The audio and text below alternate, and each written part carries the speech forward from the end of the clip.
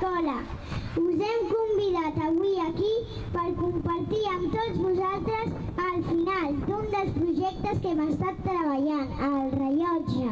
Però sabeu per què ho hem estudiat?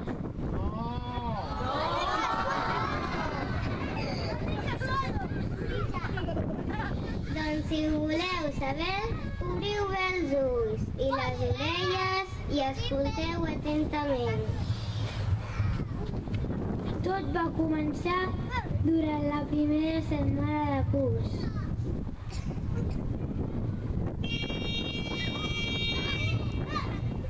El timbre que indicava el final del pati acabava de sonar. Un grup d'alumnes de segon B rondinaven descontents.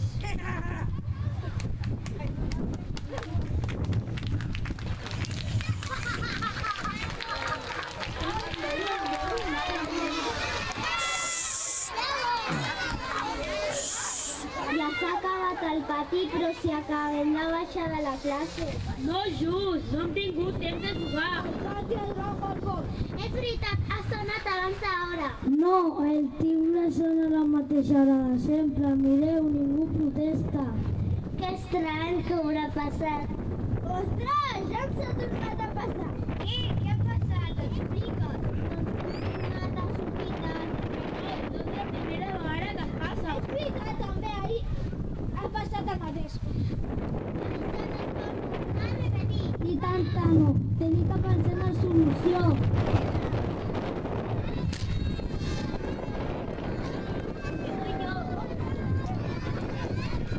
Tinc una idea. El que prenem el funcionament de rellotge en la classe. Molt bona idea. Si sabem com funciona, sabrem a quina hora comença el pati i ja no ens tornarà a passar. Fins i tot podríem fer un encarregat que ens recordés quan hem de sortir a jugar. Pisca! Si ho aprenem, ja no ens tornarà a passar.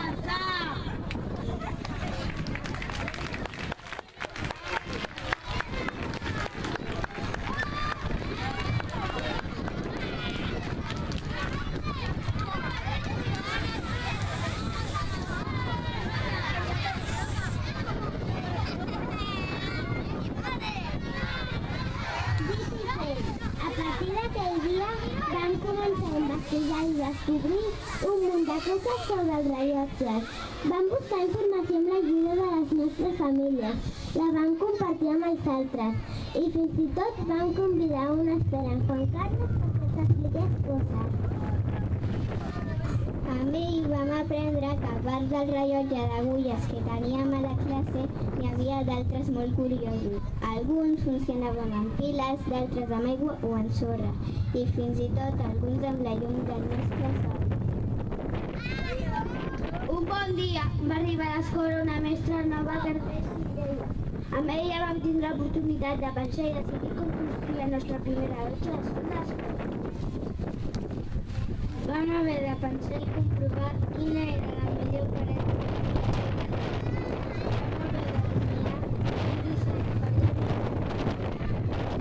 Seguir tot el procés de la seva construcció, des de fer pintar les rajoles amb l'ajuda d'algunes mares fins a portar-les al forn perquè es quedin ben dures.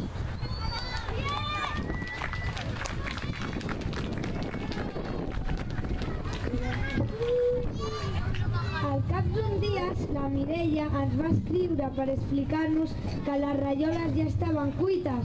Només faltava trobar un paleta perquè les pengés i poguessin disfrutar per fi del nostre rellotge de sol.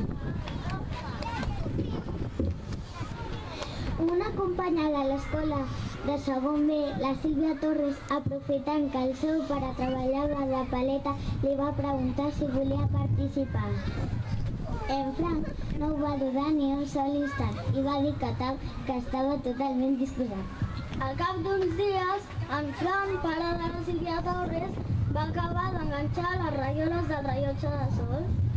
Només faltava convidar-vos per tal de disfrutar plegats d'un moment únic i esperem inolvidable que marcarà la història de la nostra escola.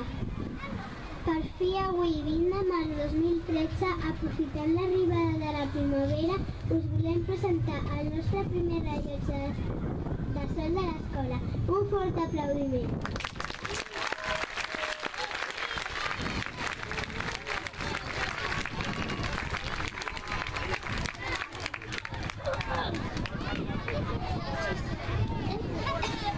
Per fi sabrem com és el nostre primer rellotge de sol de l'escola.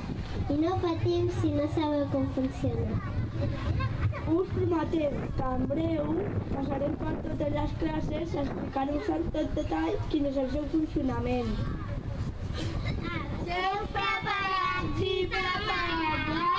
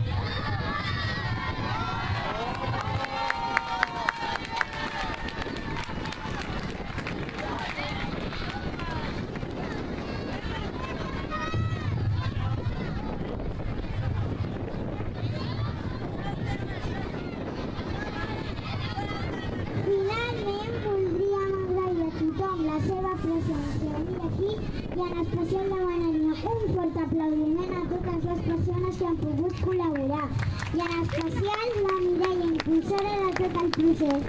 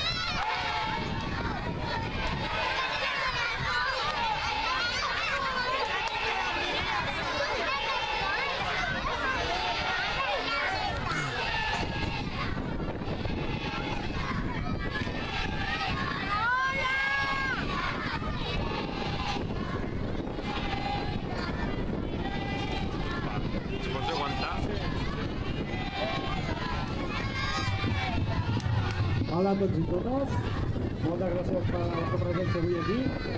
Volem agrair especialment que hagi vingut la Mireia avui amb tots nosaltres, que ha seguit tot el procés de tot el que teniu aquí avui. És el primer rellotge de sol de l'escola Antonio Machado, El primer, senyors. També voldríem agrair al pare de la Sílvia Torres, que sense ell tampoc hagués estat possible tenir el rellotge aquí construït. En Fran, pare de la Sílvia, que crec que no ha pogut venir avui, Ha vingut la seva dona, la Sandra? Algun familiar? Acosta't, sisplau.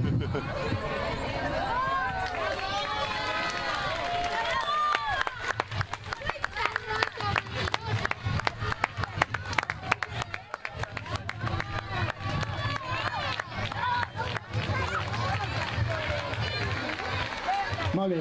Un fort aplaudiment pels nens i nenes de segon B que han fet un gran esforç. Som la classe, que encara no sabíeu, dels constructors de rellotges de sol.